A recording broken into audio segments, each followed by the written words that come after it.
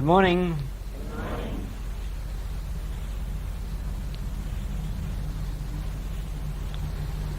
In ancient days,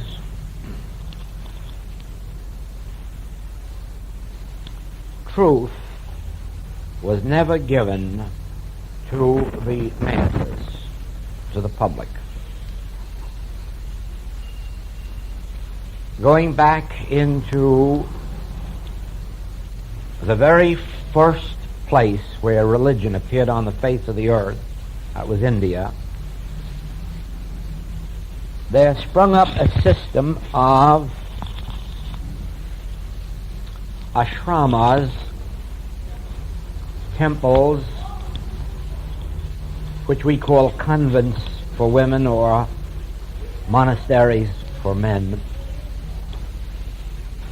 And there, people of religious bent would go and study. Now, of course, in those days there were no printing presses, so there were no books. And there were only two means of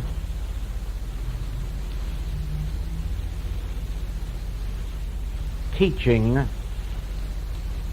spiritual works, and that was either through word of mouth and later through manuscripts.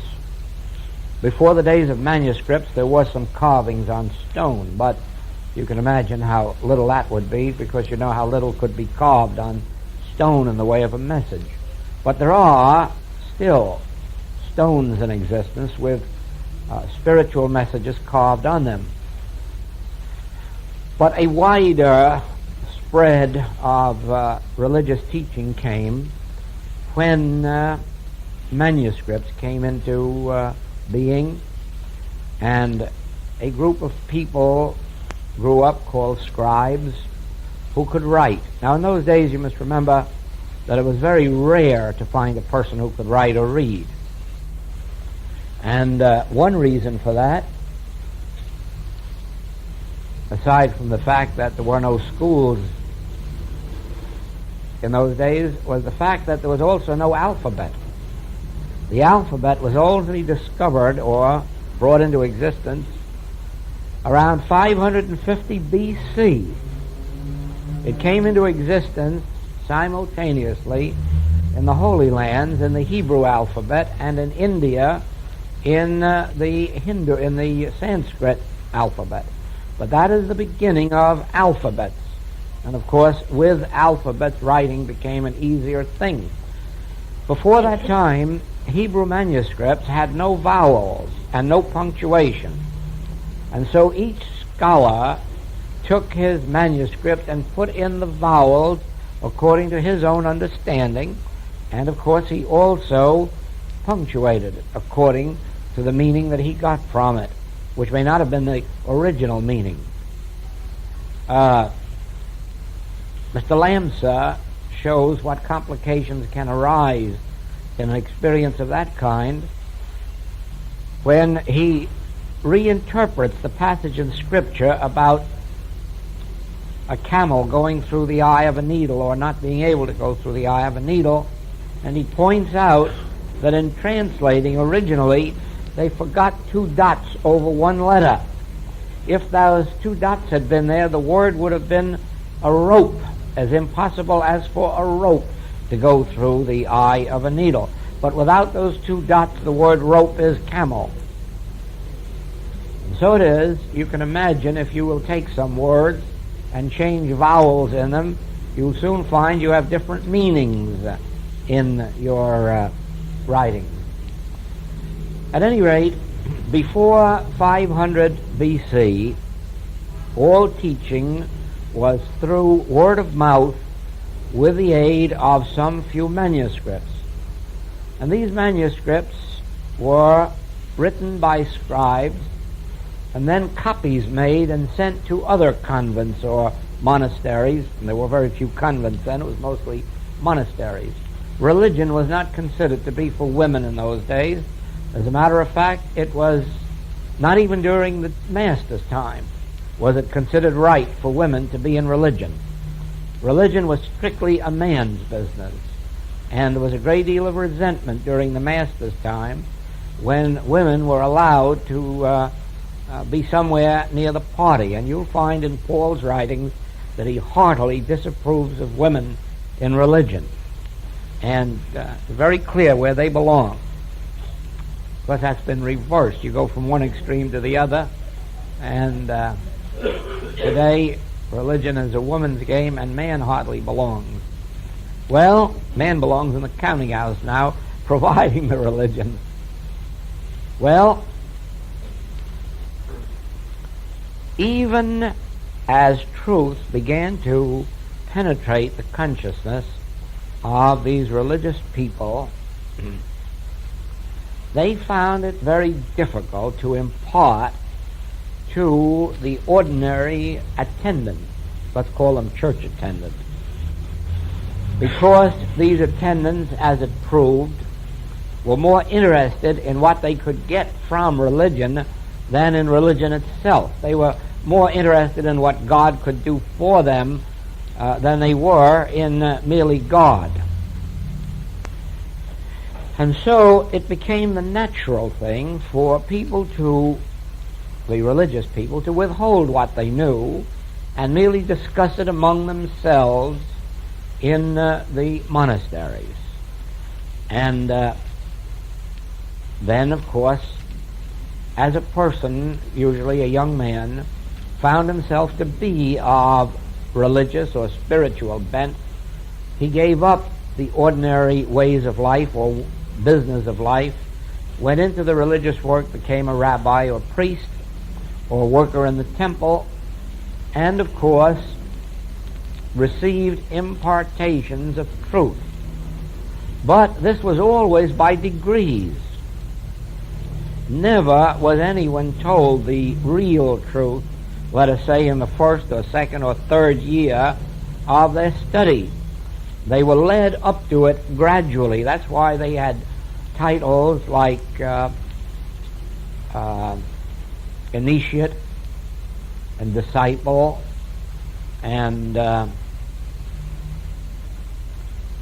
as in masonry, entered apprentice and fellow craft, all different titles showing what degree of wisdom you had attained or what degree of truth had been imparted to you. And of course the deepest secrets were only for those on top. You can see this in Hebrew scripture, where no one was permitted to go to the Ark of the Covenant except the high priest. No one else ever got there. Now why was this? Because it was taught in the Hebrew teaching of that day that God itself was in that Ark of the Covenant. In that very Ark was God. And that is why when the Hebrews were in battle, if they lost their Ark, they always lost the battle, because they lost God. God was taken away from them in that Ark. Now, of course, Moses understood the truth. So when he went up to the mountain to talk to God, he took no one with him but Aaron, because only Aaron was capable of knowing that you could talk to God without seeing a man out here. Had the others been there to witness Moses' experience, they would have said, that's a fake. We were there and we didn't see God. And so these inner truths were not revealed to those who could not understand them, who could not, you couldn't expect them to, you couldn't hope them to. Later we read in Scripture, if you raise them from the dead, they would not believe. And it's true today. How many wonderful metaphysical healings have taken place, and then the doctor said afterward, well, it was a wrong diagnosis. Oh, well, it was a shadow on the plate, or it was something else. But how can you expect the doctor trained in his particular art to believe in what would be called a miracle, which we understand to be something normal and natural? How many even ministers today say that spiritual healing was for Jesus' day but not for today? Why? Because it doesn't come within range of their consciousness, and they cannot imagine it. And so if they saw the lump disappear in front of their eye, they would be sure that either the lump had been an optical illusion, or the forces of nature were now at work, whereas they hadn't been before. And so you see, it was very carefully kept.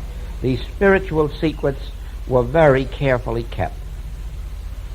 And we come to the day of the Master, and he is much freer in talking about the spiritual mysteries. That was one reason why he incurred the displeasure of the church, because he was revealing to people things they had never been told before. He was, well, you remember the shocking thing that he said to them? No more shall ye worship in Jerusalem, nor in this holy mountain. Well, you know that to say that in those days was to tell, like telling a Roman Catholic, you mustn't go to Rome, or you mustn't go to Boston. It's a shocking thing, because we know that God is in Rome, and we know that truth is in Boston, and so you make your pilgrimages.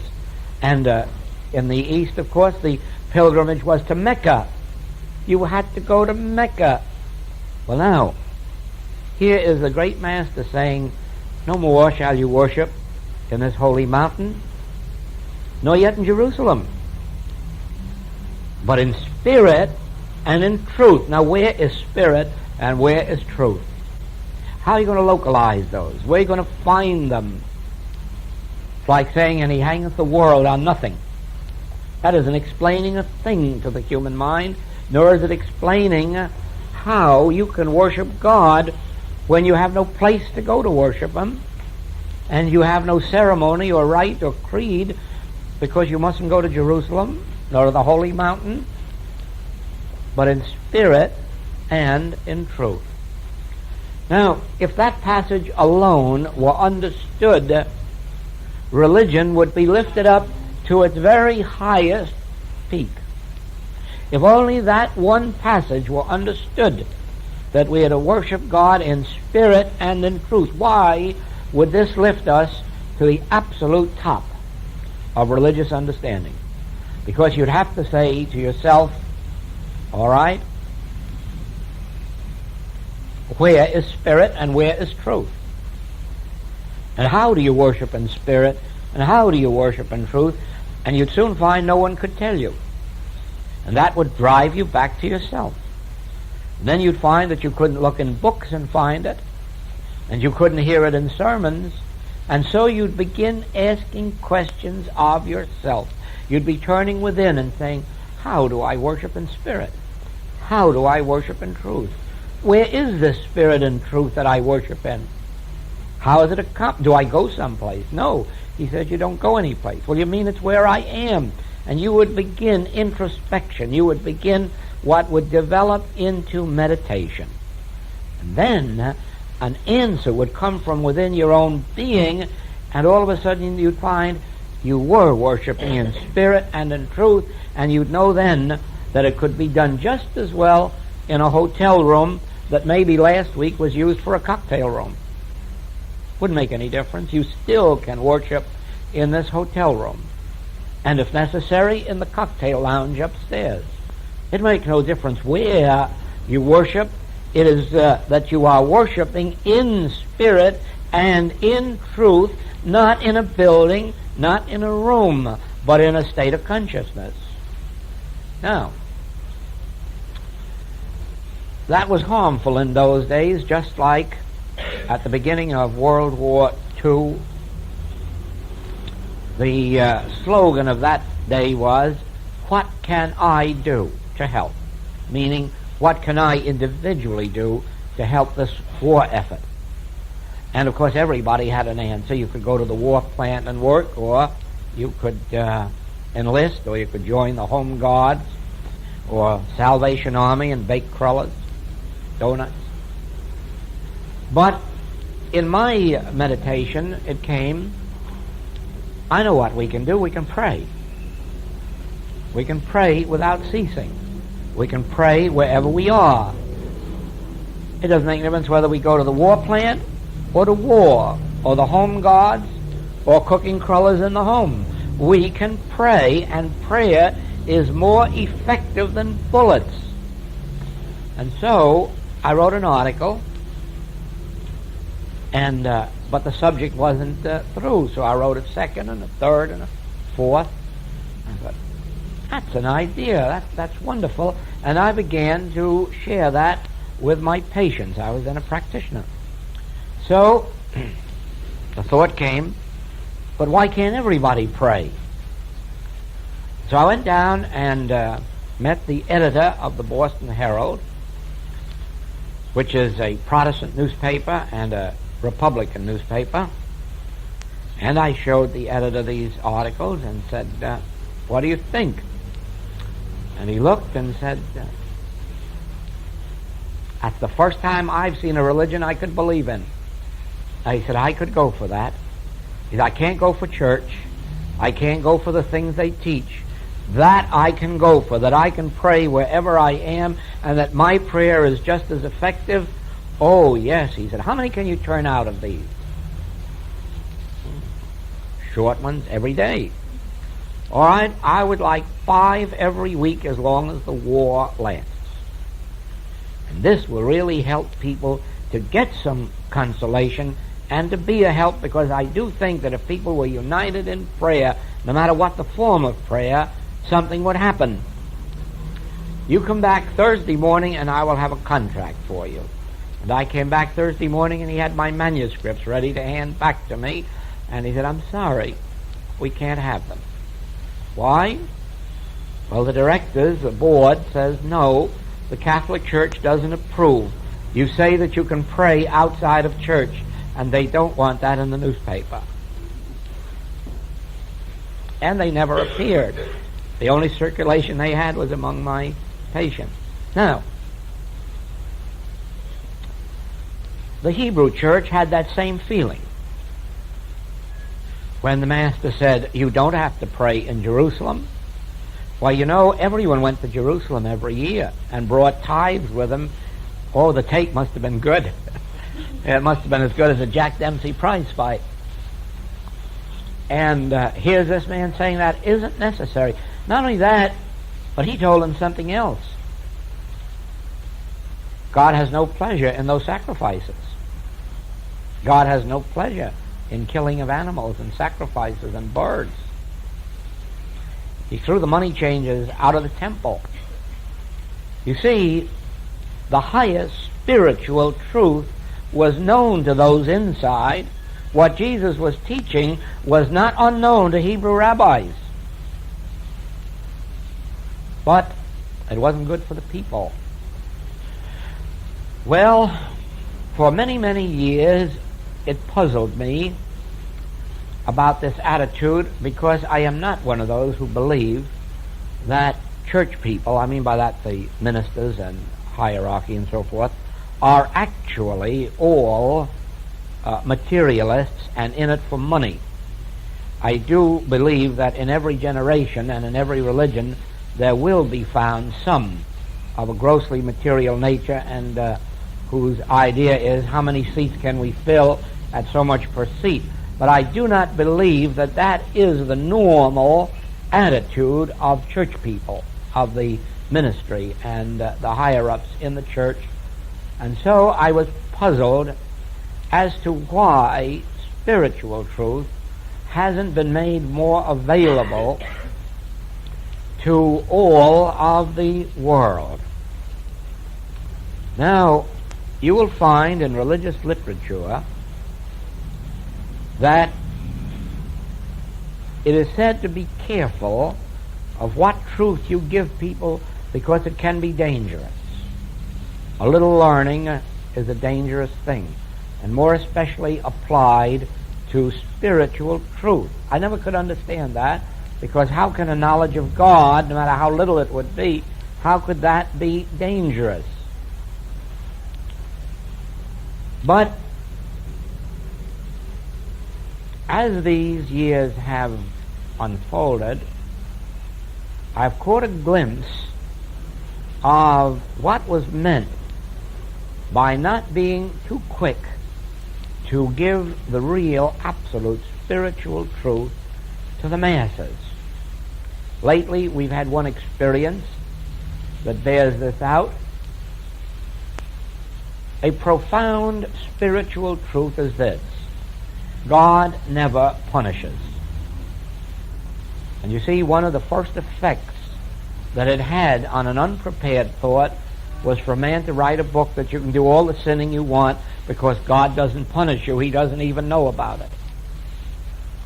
You see, there was a little bit of knowledge that was dangerous because it wasn't followed up with a complete truth, which is God doesn't punish, but the sin does.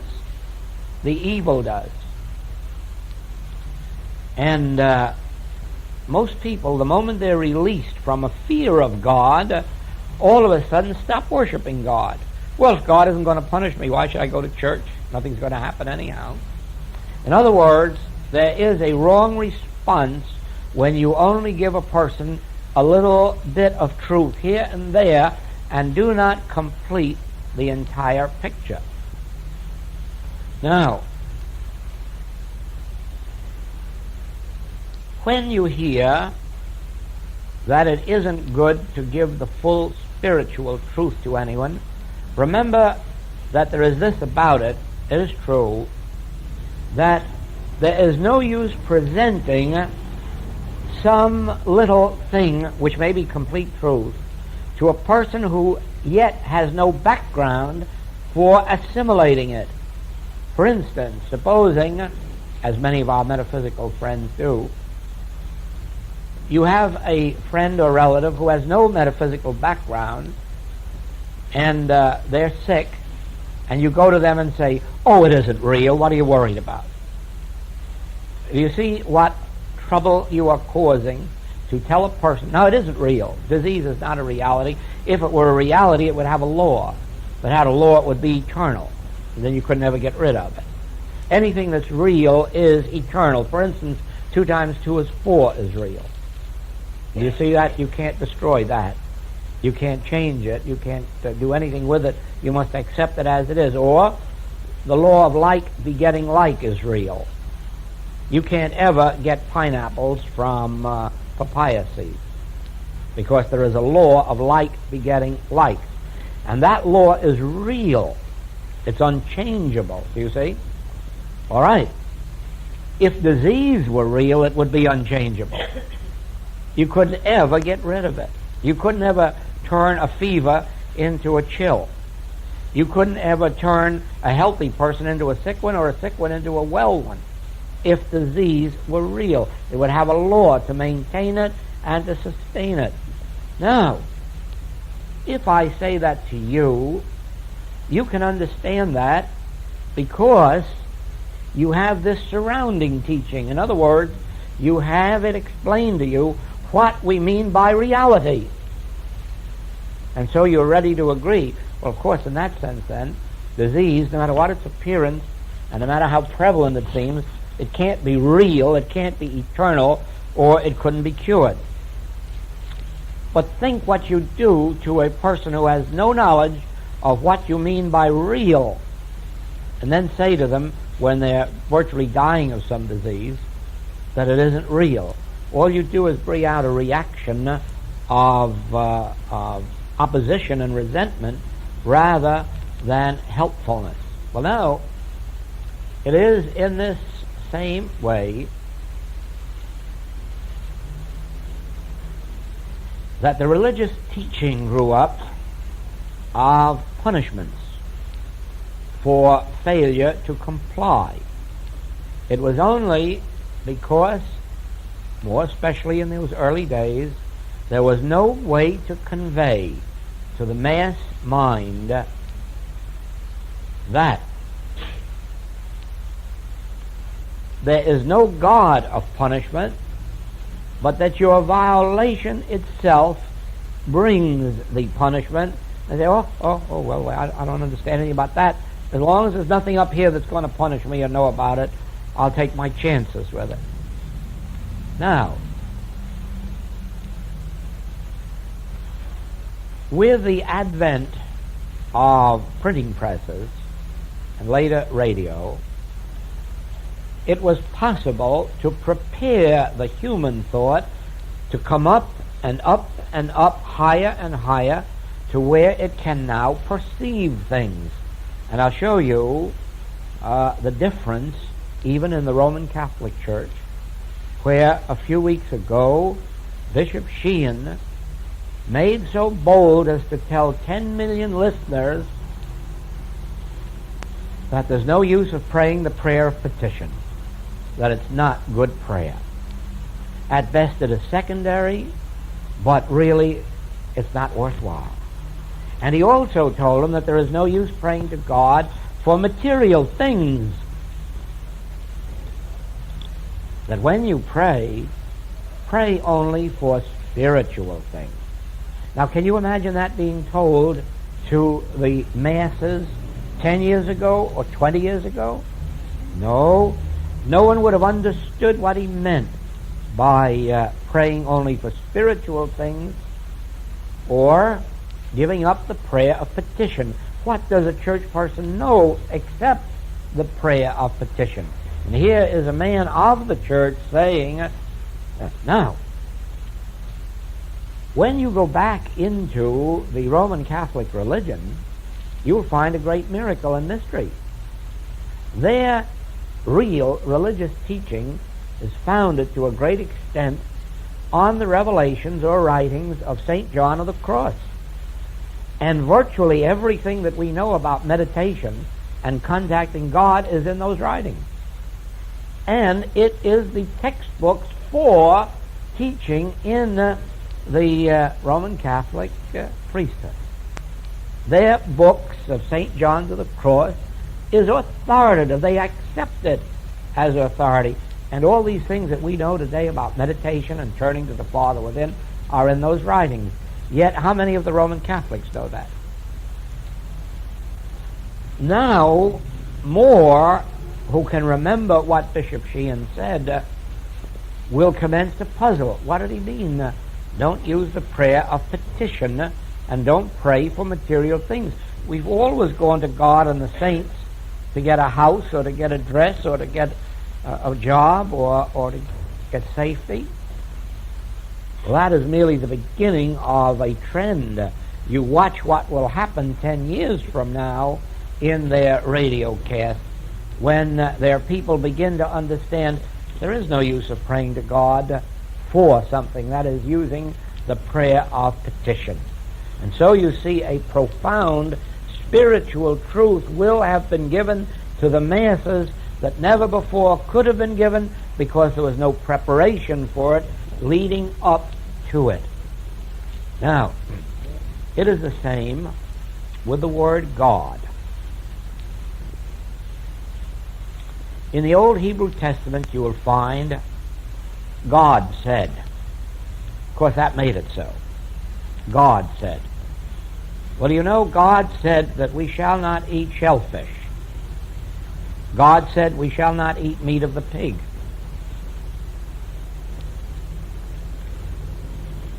God said we shall not marry the citizens of our neighboring country. All these things is credited to God said. Who is this God who says that a cow is all right and a pig isn't? Who is this God that says this fish is all right to eat, but not that fish is all right to eat? But how else could you reach the mind of the illiterate, the uneducated, except with some authority? And they wouldn't accept the authority of man unless it was clothed in an army.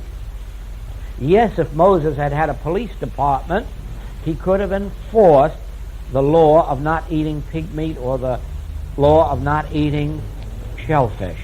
But he had no police department, and they wouldn't obey him, and so it becomes God said. Now, to a great extent, all of us have been victims of that statement, God said. And we have accepted these things that God said, and we have obeyed them as if a God really said them. Now, what is behind the statement God said? What did Moses know that the people didn't know that enabled him to use a term like God said. What actually did Moses mean by God said? I know today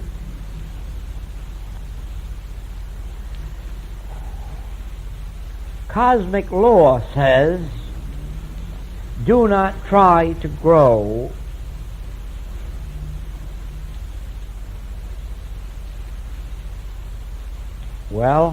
orchids in New York, at least in your garden in New York, because orchids won't grow in your garden in New York, because there is no law to support such growth. Everything in the New York climate is antagonistic to orchids. Therefore, to try to grow orchids in your garden in New York would be to try to violate a law of nature. And it can't be done. You'll have loss after loss after loss if you try it. Well, in the same way, cosmic law says that if you eat meat or fish, it must be fresh. If it isn't, the chemical change in it that makes it poisonous will react on your body. And so cosmic law gives you food to eat, but not poison food to eat. Well, in the days I'm speaking of, they had not yet come upon Frigidaires. And so shellfish and the meat of pig spoiled almost within a few hours after bringing it forth. The meat of the cow and the meat of the lamb did not spoil so readily. It lasted much longer, at least till you could use it up.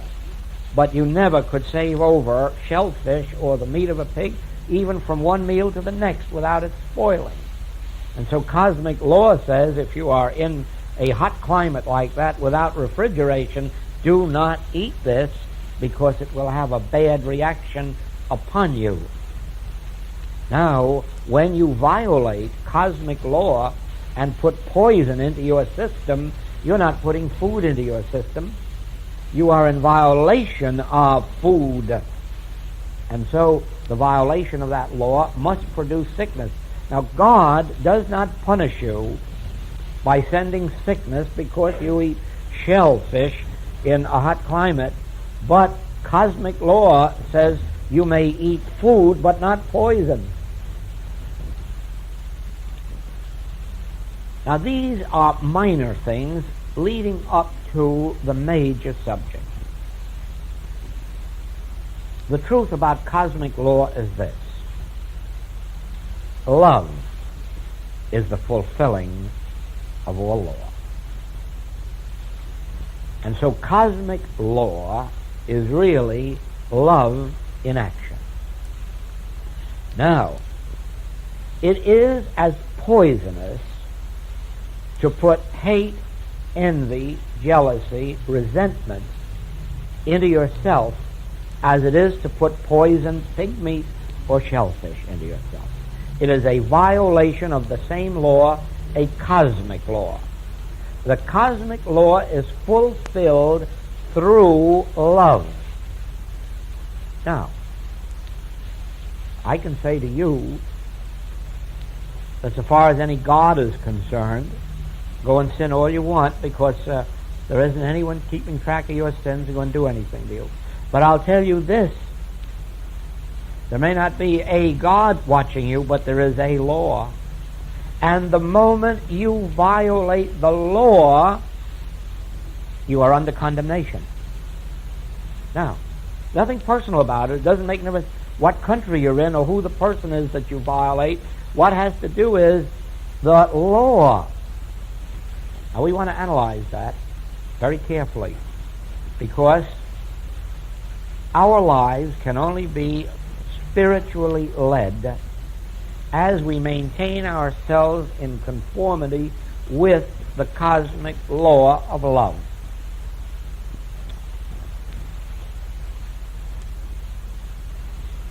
Love the Lord thy God with all thy heart, with all thy soul. Love thy neighbor as thyself. Love is the fulfilling of the law. do unto others as you would have others do unto you. All of this, you see, is cosmic law. It wasn't given us by Jesus. Remember that this love thy neighbor as thyself is in the book of Leviticus. That's a long, long time before Jesus. And it is in other scripture long before it ever was in the book of Leviticus. So remember that we are not dealing with a person's teaching. It doesn't make a difference what person's teaching you violate. Only be sure you don't violate a teaching that is cosmic law. Now, love thy neighbor as thyself is a cosmic law.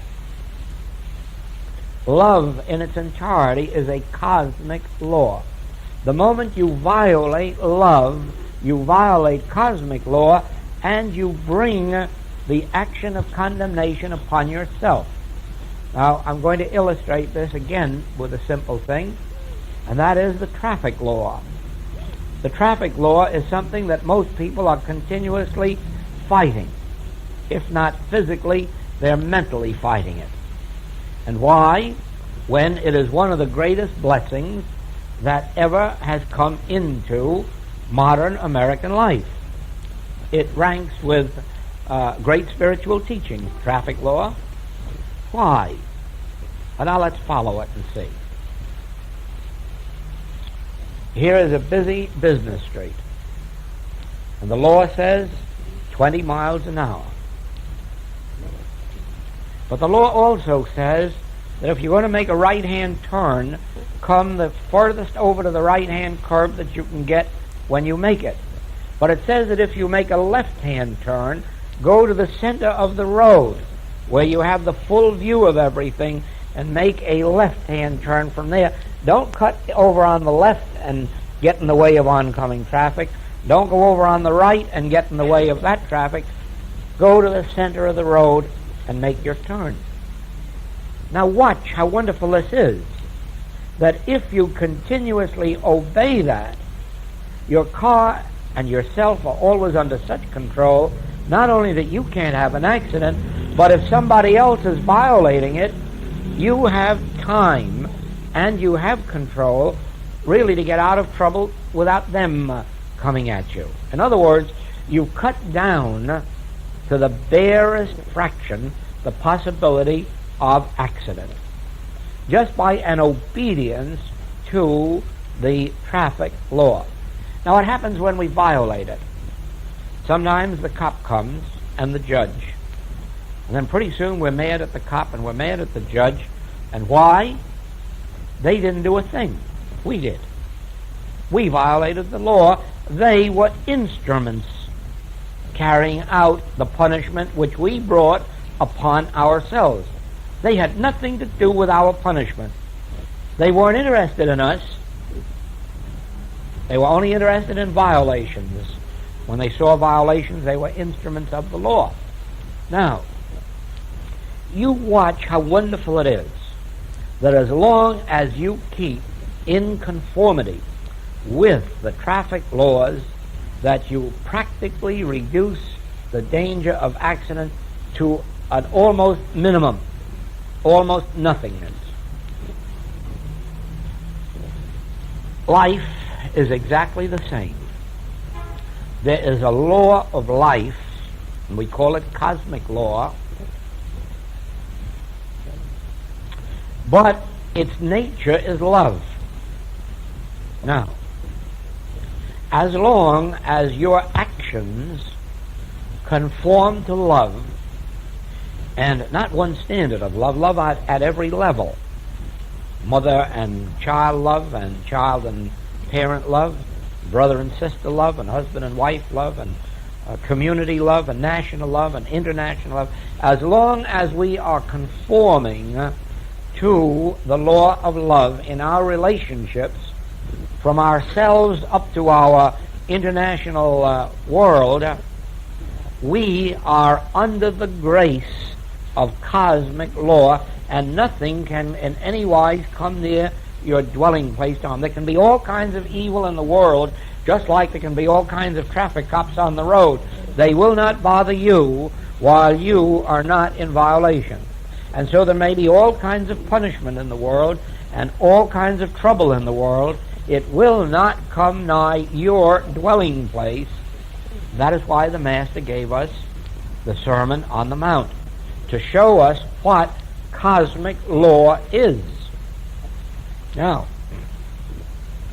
the closer that we can come to abiding in the Ten Commandments and the Sermon on the Mount, the more we are conforming to the cosmic law. It has nothing to do with any God up there. It has to do with you and your relationship to a law of love. Supposing you were planting a garden, would you dare plant it in opposition to the law of nature that governs your garden? Would you give your crop the wrong kind of fertilizer or no fertilizer? Would you give it no water? Why, no. If you have a plant that requires a lot of sunshine, you plant it where it can get the most sunshine. If you have a plant that will not take much sun, you plant it where it will not get much sun. If nature is doing it, you will find that nature plants certain vines and trees and plants under the protection of trees where it won't get too much sun. It plants other things way out in the open where it'll get the full benefit of the sun. Now, it isn't possible to violate those laws. Fishermen cannot violate the laws either. They must have certain bait for certain fish. They must go to certain places at certain seasons of the year. Supposing they decided to fish in the wrong place in the wrong season of the year, they get punished. Their punishment would consist of an expense and a lot of labor and no fish. So with us.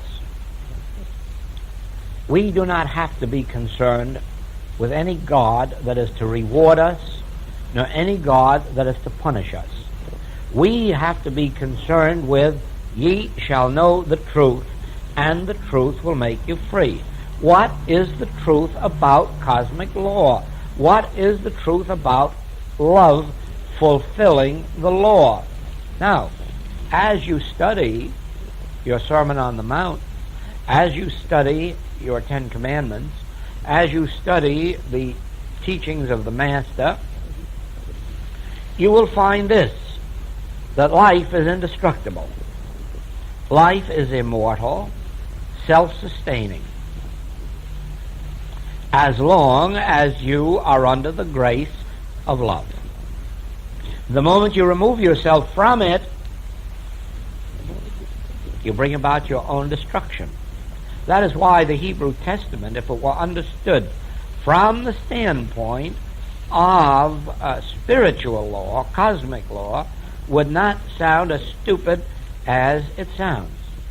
It seems terrible in there to find God fighting this people this time and being on their side the next time, until you stop to realize that it only means that the people have brought themselves back under the law of love, and now God is on their side.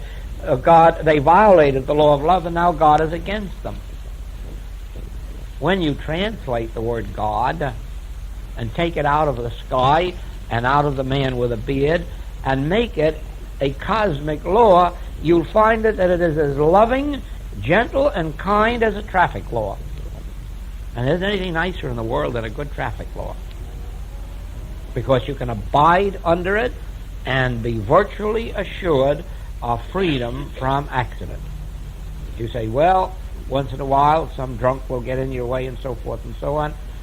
I doubt very much that that happens to those who continuously keep themselves under the grace of obedience. Yes, there's the word again, obedience.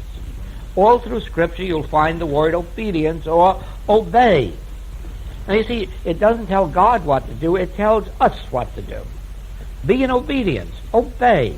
Obey. Obey this cosmic law, and none of these evils will come nigh you. The responsibility is upon our shoulder to obey. First to learn what the truth is, then to obey it. Now, in our practice, we make use of all the helps that we can get that will bring us back to the grace of cosmic law. For instance, if we have been chronic violators of the traffic law, it's not a bad thing to put a sign up in the windshield there, obey the traffic law, and then when you catch yourself disobeying it, let that give you a reminder and bring you back into line. Now, religious history has the same thing. We have the books to read, we have our meditations, we have lectures, or we have classes. All of these things serve to bring our minds back into line. In ancient days, they had other ways, and these other ways, some of them, which were very good, have had to be discontinued because of the abuse of them. And I was reminded of that when I saw this on Daisy's neck, because this is one of the ways they used to have that was so very wonderful that it had to be discontinued because of the abuse. These are Chinese discs, revolving wheels. And a few hundred years ago, these were carved in China. And the people would carry one in their purse or around their neck or in their pocket. And every once in a while, they let their hand go to it, touch it, and that would be a reminder to think about God. That would be their reminder to think, oh. And that thought would bring them back, I have nothing to fear now. I remember, I have God. So this served as a reminder. And rarely did you find a Chinese family in which each member of the family didn't have one of these. And of course, the fine carved ones like this were for the upper 10, but there were others for the lower 5. And but everyone had this. Now, there was nothing evil about this and nothing superstitious, except that as time went on, people got to believing that they carried one, it was good luck, or if they touched it, it was good luck, and they transferred the power from the remembrance of God to the disc. And you see, finally, it had to be discontinued because it's called paganism now to have one of these, because while you're worshiping that, or you're believing that it's going to do something for you. Well, now, if you rightly understand this, it's a wonderful thing, because you just stick your hand in your pocket, and no matter what you're doing during the day, you say, it's all right, God's on the job. It's your reminder of God. It's another reminder to enable you to acknowledge Him in all His ways. Now, later, the Christians copied this idea. They formed or manufactured crucifixes, some with the figure of the Master on the crucifix, and some with just the plain crucifix. And they carried them in the purse, or they wore them around their neck. Now, there was nothing wrong about that. The idea was to remember the crucifixion, or to remember the Master, to remember the crucifying of one's faith in the external and bringing back one's faith to the invisible Christ, to the invisible presence. And that was a marvelous thing. It would be a wonderful thing if everybody in this world either had one of these or had a crucifix or had the Hebrew 6-pointed star.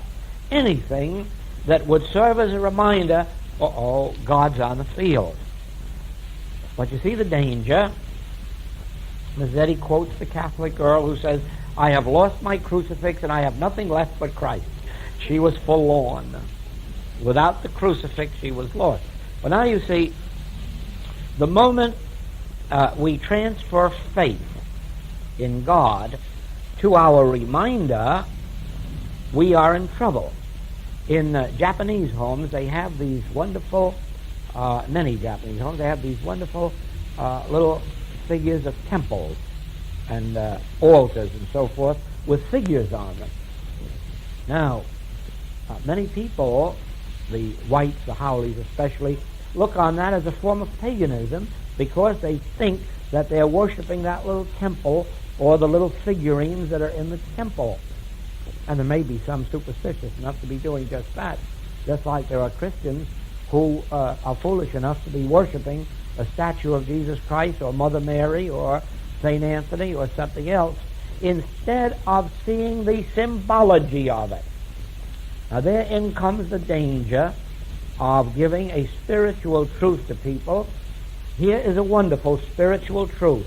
Every time you see this or feel it, or your crucifix, remember God is really the power in your life.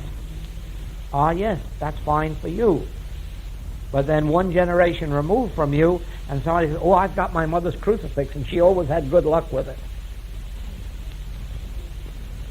So you see that giving spiritual truth to the unprepared thought would be like giving this to somebody without their having an innate knowledge that this isn't a power.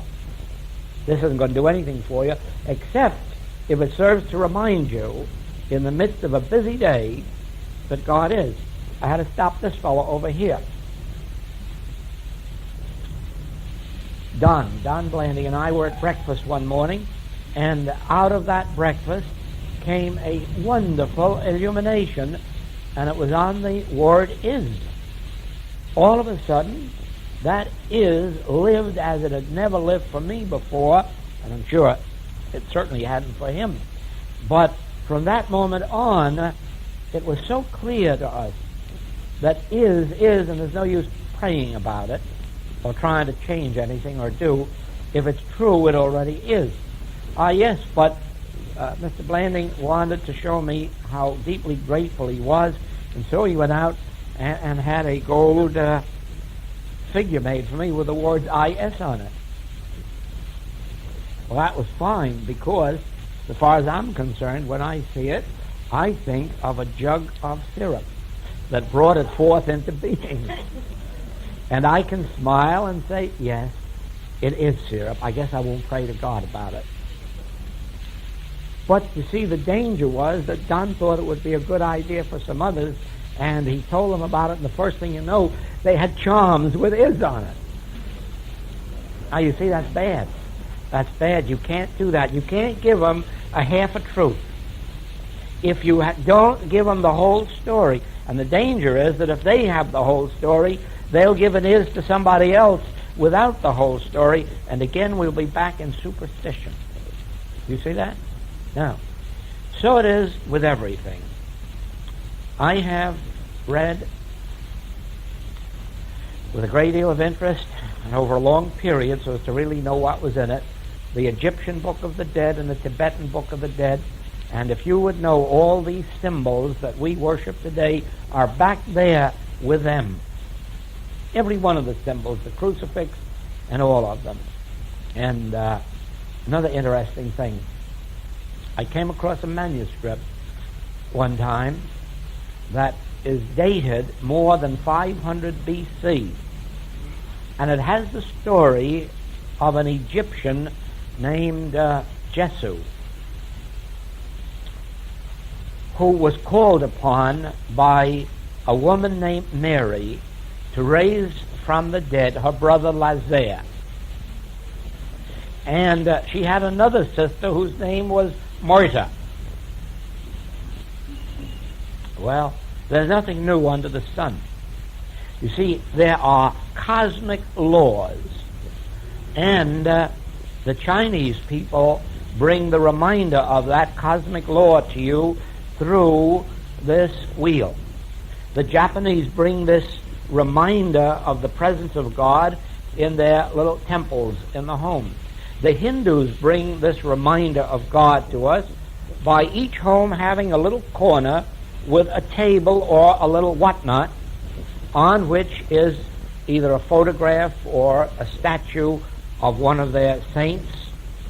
And every day the Hindu brings to it either fresh flowers or fresh fruits or fresh vegetables and places it on there. Why? As a symbolic offering of himself and of his goods to God. There's nothing paganistic about it. It's a beautiful idea of sacrifice. Why take some animals and cut their throat when you can just as well offer up a turnip and then eat it later? Now, you see then that when you think of everything in cosmic terms, you will see that there is a rightful use for forms of worship, ceremonies, creeds, if only you will interpret them as carrying you back to God, not having any value in and of themselves. Now you will understand what Jesus meant when he said, "Ye shall worship him in spirit and in truth." Now carry your star with you, or your crucifix with you, carry your wheel with you, or anything you like, or burn incense or light a candle, as long as you see it symbolically reminding you of the light which is God. Do you see that? Now, every cosmic law is based on love, and one of those is tithing. One person comes to you and they bring you some fruit, and they say it is our custom to give to a stranger the first fruits out of our garden. Somebody else comes with a check and says it is my custom to take from my income to give for a spiritual purpose, and always to give the first dollar, not what's left over. Now, another person, though, comes and says, but I send my check to an orphan asylum. And another one, what difference does it make? The idea behind it is love. Now, whether you're loving orphans, or whether you're loving a church, or whether you're loving, what difference does it make? Send care packages to Russia or Germany or England or wherever you like. The idea is love, is the fulfilling of the law. But of course, how do we know it's love? The first secret is, if whatever we're doing, we do in secret. That's the proof that it's love. If we do it openly, where men can praise it, or see it, or know about it, or put a little ad in the paper about it, it's no longer love. It's selfishness. And there's no virtue in it. No virtue. You can give away $1 million and have no virtue in it if somebody knows you've done it. That is the same with prayer. Prayer that is performed outwardly or openly isn't prayer at all, it's show-off. A prayer that is conducted jointly, as we do in this room, among ourselves only, where the world can't see and know, is a gathering together in one place of one mind in the name and nature of God. That differs entirely than walking down the street on Easter Sunday with a new bonnet and saying our prayer, or going to church on Thanksgiving morning and all getting together and so everybody knows we've been to church and done our duty. No. The first part of love in religion is its secrecy. Unless one's religion is a secret underground, it isn't a true religion, because there is self in it. And true religion can't have self in it.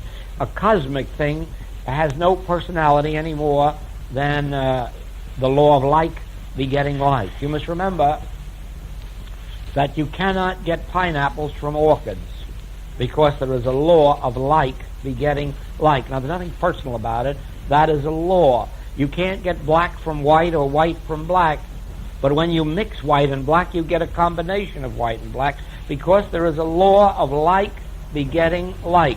Nothing personal about it. Anyone who comes into that law, drop a book, the law of gravity takes over, but you might have a $10,000 piece of glassware, and if you drop it, the law is going to take over and smash it too. In other words, there's nothing personal about the law, and yet there is something warm, something tender, something loving in watching the law fulfill itself, and see how, as you bring yourself into at one-ment with it, the harmonies appear in your outer life.